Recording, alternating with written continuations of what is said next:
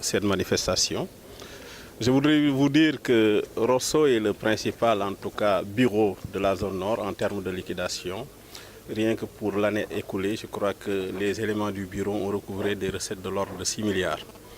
Je crois que ça aussi, c'est parce que tout le monde a joué sa partition, les autorités administratives, les agents des douanes, les chefs d'unité et l'ensemble en tout cas des agents qui sont impliqués.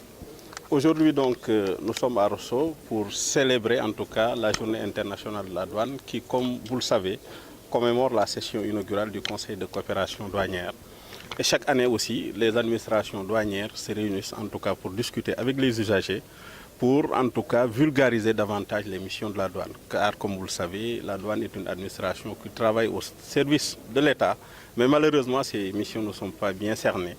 Et c'est des occasions pareilles qui nous permettent en tout cas de discuter avec les opérateurs, avec les autorités, pour les sensibiliser sur la nécessité d'accompagner cette administration qui est au service de l'intérêt général.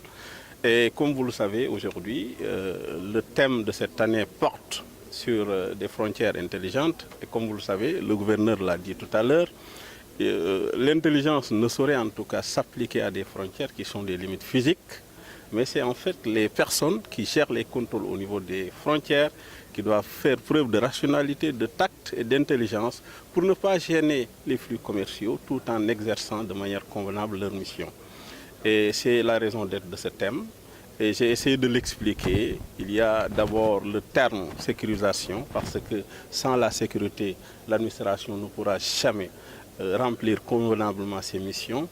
Il y a aussi le terme de mesure de la performance, parce qu'aujourd'hui on a changé de paradigme.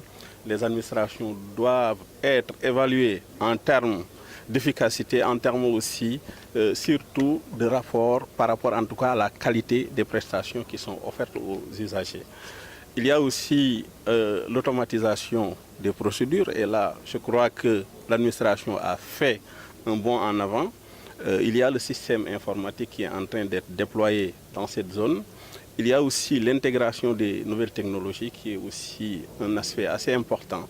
Donc c'est véritablement une journée phare qui va permettre en tout cas d'échanger et de renforcer davantage le partenariat douane et opérateurs économiques.